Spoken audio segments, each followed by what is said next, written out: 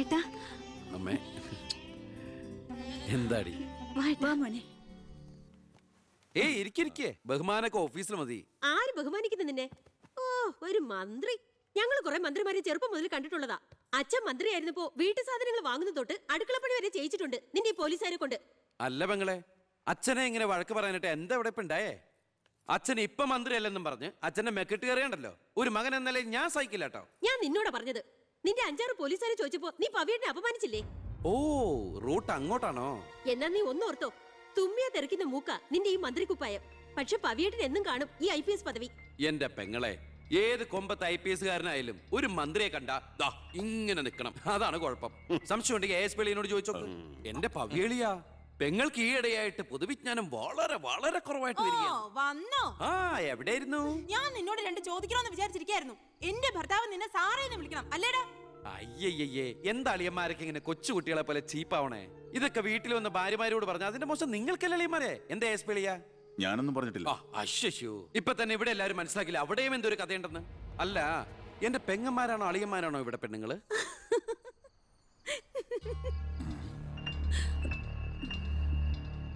അച്ഛാ, അച്ഛനെങ്കിലും ഒന്ന് പറഞ്ഞു കൊടുത്തൂടെ കുട്ടികൾക്ക്? ഓഫീസ് വേറെ വീട് വേറെ എന്ന്. എന്നെ മന്ത്രി കസേരന്ന് എഴുതിപ്പിച്ചു വിട്ടത് എന്നോട് മിണ്ടാൻ വരണ്ട. ഞാനല്ലോ എഴുന്നേപ്പിച്ചു വിട്ടത്, ജനങ്ങളല്ലേ. അച്ഛൻ ഇനിയെങ്കിലും മനസ്സിലാക്കണം, പൊതുജനം കഴുതയല്ലെന്ന്. അതെങ്ങനെയുണ്ട് അളിയന്മാരെ? എല്ലാരും പോവാണോ? നീ ഉച്ചയ്ക്ക് ഊണ് കഴിക്കാൻ വരുമെന്ന് കരുതി നിനക്ക് ഇഷ്ടപ്പെട്ട പാൽപ്പായസം വരെ ഞാൻ ഉണ്ടാക്കി. അമ്മയ്ക്ക് അറിഞ്ഞൂടെ അമ്മേ മന്ത്രിമാരുടെ തിരക്കൊക്കെ? നീ ഇരിക്കെ. അതെ, ഇവിടെ ഇരുന്നാൽ എനിക്ക് ഇങ്ങോട്ട് ഇറങ്ങൂല്ല അമ്മേ. ഇനി ഞാൻ ഇന്ത്യൻ പ്രധാനമന്ത്രി ആയാലും എനിക്ക് അടുക്കളയിൽ ഇരുന്നാലും ഇറങ്ങും. അതിന്റെ സ്വാദം വേറെ തന്നെയാ. അമ്മ ഇങ്ങോട്ട് വന്നേ. ഇവന്റെ ഒരു കാര്യം. അതെ, ഇവിടെ എല്ലാവരും ചേർന്ന് ഏട്ടനെ പൊഴിഞ്ഞു തിന്നാൻ നോക്കി നിൽക്കായിരുന്നു. എല്ലാം വാല് മടക്കിയത് കണ്ടില്ലേ? കാലക്കേട്ട കലക്കണുണ്ട്. ഈ കഞ്ഞില് പയറും ചമ്മന്തിയെ കൂടിയിട്ട് കൈയിട്ട് ഇങ്ങനെ കലക്കി എന്തോ സാധനം അറിയോ? കുറച്ച് വേണം. മീനു, വേറെ കഞ്ഞി വിളിക്കുന്നു. ഞാൻ തമാശ അമ്മ. എത്ര നേരം അവിടെ നിന്നെ വിളിച്ചു പോകുന്നു? എന്താടി ചെവിയായിട്ടൂടെ എനക്ക്? നിന്റെ ആങ്ങളെ കൂട്ടാനോ അയാളുടെ പുളിച്ച കോമാളിത്തരം കേട്ട് പൊട്ടിച്ചിരിക്കാനല്ലേ നിനക്ക് നേരം? നിന്റെ 2 ചേച്ചിമാരെ കണ്ട് പഠിക്കടി. അവർ ഭർത്താക്കന്മാരെ ശരണം പറഞ്ഞ് ജീവിക്കുന്ന കണ്ടില്ലേ? അതെങ്ങനെയാ? കണ്ണി കണ്ടവരോടൊപ്പം കറങ്ങി നടന്നൊരു വിഴുപ്പിനല്ലേ എന്റെ അല്ലേ കെട്ടിവെച്ചത്? അനാവശ്യം പറഞ്ഞാണ്ടല്ലോ. കുന്നുകളെ ഞാൻ അറിയില്ല നിനക്കെന്നെ. എന്റെ മനസ്സാരെങ്കിലും വേദനിപ്പിച്ചാ അത് ഞാൻ നിന്നോട് തീർക്കും. അളിയ, ഒരു മിനിറ്റ് ഒന്ന് കിട്ടുന്നേ. ഞാനെന്തോ പറയണോന്ന് വിചാരിച്ചല്ലോ. കഞ്ഞി കുടിച്ചോണ്ടിരിക്കുന്നു. എനിക്കെന്തേലും ദേഷ്യം തോന്നിയാ, വിഷമം തോന്നിയാ ഞാനത് നേരിട്ട് തീർക്കും. മേലാൽ ഇത് ആവർത്തിക്കരുത്. എന്താടാ അവിടെ ഒരു ശബ്ദം കേട്ടത്? വിഷു ഒക്കെ ആവാറായില്ല അമ്മ. ഞങ്ങൾ വെറുതെ പടക്കം പൊട്ടിച്ച് കളിച്ചാ. ഗുഡ് നൈറ്റ് അളിയ. അമ്മ ചെന്ന് കഞ്ഞി കുടിക്കേ.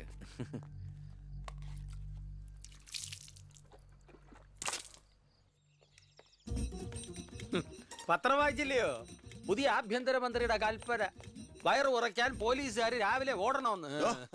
ഞാൻ പണ്ടേ ഓടാറുണ്ട്. എന്റെ കർത്താവേ, കുതിരയ്ക്ക് വെച്ച കഴുതയ്ക്കും ഉണ്ടോ? എന്റെ ഈശോയെ, ഞാൻ സാറിനല്ല ഉദ്ദേശിച്ച.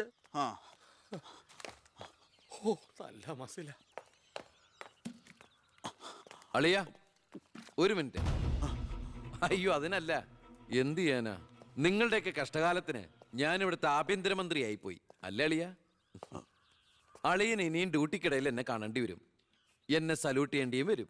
തെറ്റ് കണ്ട ഞാൻ എന്തെങ്കിലും പറയുകയും ചെയ്യും. ആ അരിശം മുഴുവൻ അളിയ വന്ന് പെങ്ങളെടുത്ത് തീർക്കും. അത് കണ്ട ഞാൻ തിരിച്ചടിക്കും.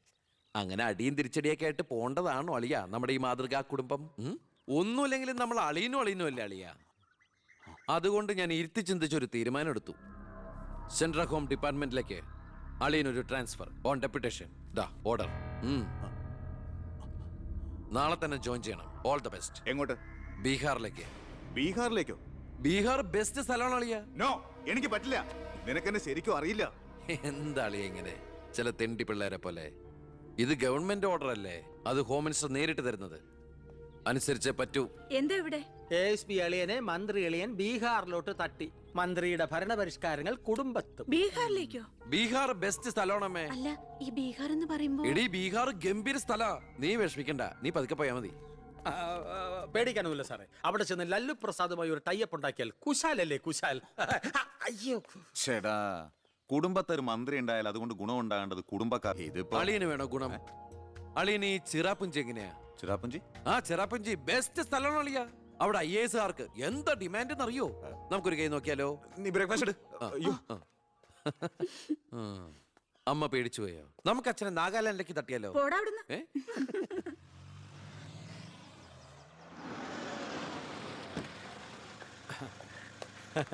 നമസ്കാരം. നമസ്കാരം. Good morning. Good morning. മനസ്സിലായില്ലേ? മേഴ്സി വർഗീസ്, ഇവിടുത്തെ ഫേമസ് പബ്ലിക് പ്രോസ്റ്റിറ്റ്യൂട്ടാ. പഴയ ജോലിയൊക്കെ നിർത്തി ഇപ്പൊ അച്ഛന്റെ കേസ് മാത്രമേ എടുക്കൂ. കൂടെ കയറിയങ്ങ് പോ. വൃത്തിയിട്ടവനെ, താനാ പറഞ്ഞതിന്റെ അർത്ഥം എനിക്കറിയോ? വേശ്യെന്നാ. മാഡം മാഡം മാഡം അറിയാതെ നാ ഒന്ന് പിഴച്ചു പോയതാണ്. മാഡം എന്റെ സ്വന്തം അമ്മയെ പോലെയാണ്, അല്ല, സ്വന്തം ഭാര്യയെ പോലെയാണ്. പെങ്ങളെ പോലെയാണെന്നാണ് ഞാൻ ഉദ്ദേശിച്ചത്. എന്താ ഇവിടെ ബഹളം? കയ്യും കബളും കൂടെ കൂട്ടിമുട്ടിയതാ.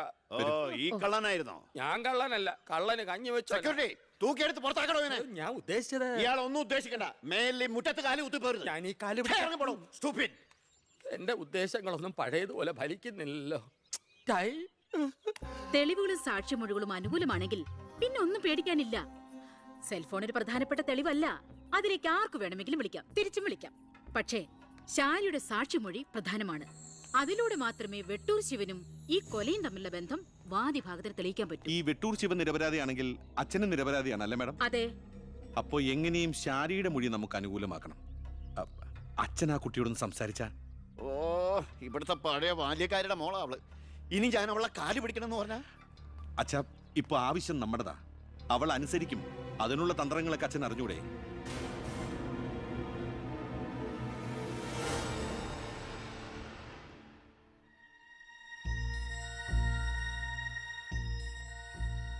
കുറെ നാളായി ഞാൻ വിചാരിക്കുന്നു ഇങ്ങോട്ടൊക്കെ ഒന്ന് ഇറങ്ങണം എന്ന്. സത്യം പറഞ്ഞ സമയം കിട്ടാറില്ല. അല്ല, ഇവളെങ്ങനെ നിർത്തിയാ മതിയോ? കെട്ടിച്ചുവിടണ്ടേ? അതിന് കല്യാണ ചെലവൊക്കെ ഞാൻ ഏറ്റവും പറ്റിയ പയ്യനെയും കണ്ടെത്താം. നമുക്കിത് ഗംഭീരമാക്കണം, ഒരു ഉത്സവം പോലെ. ഗോപാലപിള്ള സാറിനെ എനിക്ക് മറക്കാൻ പറ്റുമോ? എന്നെ രാഷ്ട്രീയത്തിലേക്ക് കൈപിടിച്ച് കയറ്റിയ രാഷ്ട്രീയ ഗുരുവാണ് നിന്റെ മുത്തച്ഛൻ. മരിക്കാൻ കിടക്കുമ്പോ ഞാൻ അദ്ദേഹത്തിന് കൊടുത്ത വാക്കാ, ഈ കുടുംബം അനാഥാകില്ലെന്ന്. എന്നാ ഞാൻ ഇറങ്ങട്ടെ. ഞാൻ എന്തോ മറന്നല്ലോ. മോളെ, പിന്നെ മോൾക്കറിയാമല്ലോ, നിരപരാധിയായ എന്നെ ഒരു കേസിൽപ്പെടുത്തിയ വിവരം. ആ പ്രതിക്കെതിരെയുള്ള മോളുടെ മൊഴി അതൊന്നും മാറ്റി പറയണം. ഞാൻ സത്യ പറയൂ. എന്റെ മുന്നിൽ വെച്ച് നടന്ന കൊലപാതകത്തിന് കൂട്ടു നിൽക്കാൻ എന്നെ കിട്ടില്ല. തെറ്റ് ചെയ്തവരാരായാലും അവര് ശിക്ഷിക്കപ്പെടണം. ഓ, കുറെ കാലം എന്റെ വീട്ടിൽ നിന്നല്ലേ തള്ളയും മോളും. ഉണ്ട ചോറിന് നന്ദി കാണിക്കാൻ പറ ദേവകിയമ്മ മോളോട്. അമ്മ പറയില്ല. സാറ് പണ്ട് നന്ദി സൂചകമായി എന്റെ മുത്തശ്ശന് കൊടുത്ത വാക്ക് വിധവയായ എന്റെ അമ്മയെ അടിച്ചു തളിക്കാരിയാക്കാമെന്നല്ല, നല്ലൊരു ജോലി വാങ്ങിക്കൊടുത്ത് സ്വന്തം പെങ്ങളെ പോലെ സംരക്ഷിക്കാമെന്നായിരുന്നു. സാറിന്റെ വീട്ടിലെ കരിയും പുകയും കൊണ്ട് എല്ലാം മുറിയ പണിയെടുത്തിട്ട് തന്നെയാ എന്റെ അമ്മ എന്നെ വളർത്തിയത്. ഒരു ബാല്യക്കാരിയുടെ കൂലിക്കണക്ക് പറഞ്ഞാ കുറെ കാശ് ഇങ്ങോട്ട് തരാനുണ്ടാവും. ഞാഞ്ഞൂളിനും പത്തി കൊള്ളാം. നീയൊക്കെ മാനം മര്യാദയായിട്ട് ജീവിക്കുന്ന എനിക്കൊന്ന് കാണണം.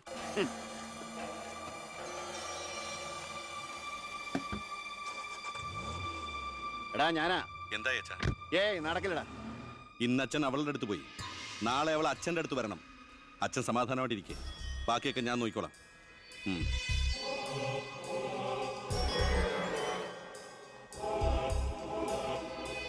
ഞാനാ.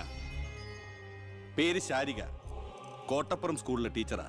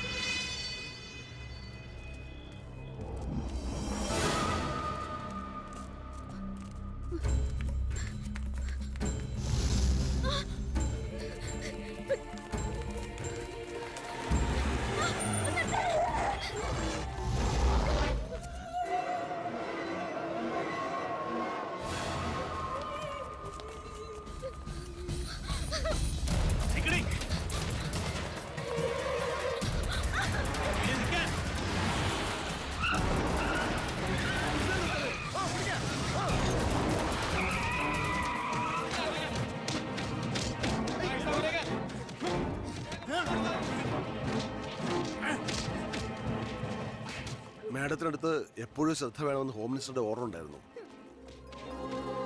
വരട്ടെ, പിടിച്ചു കയറ്റില്ലാത്തിനെ.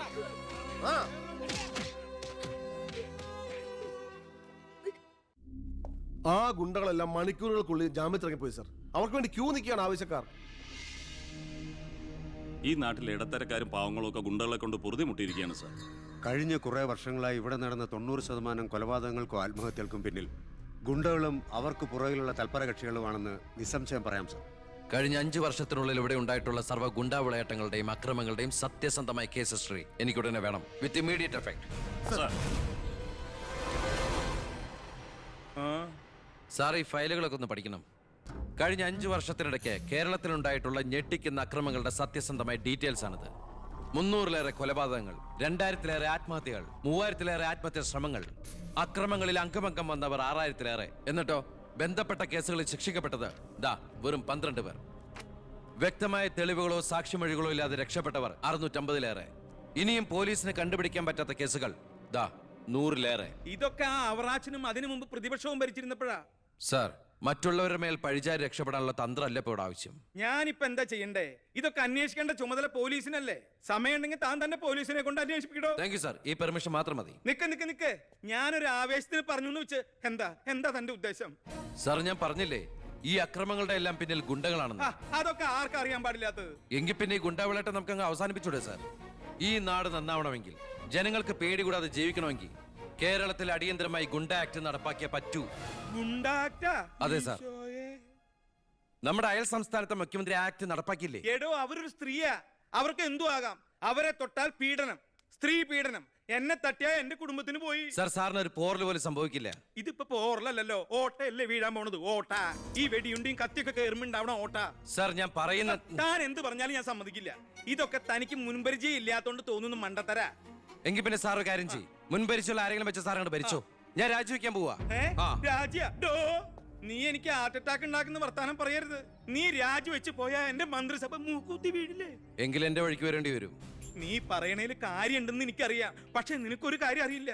ഇവിടുത്തെ എല്ലാ രാഷ്ട്രീയ പാർട്ടികളുടെയും നിത്യോപയോഗ സാധനങ്ങളിൽ ഒന്നാണ് ഈ ഗുണ്ടകൾ.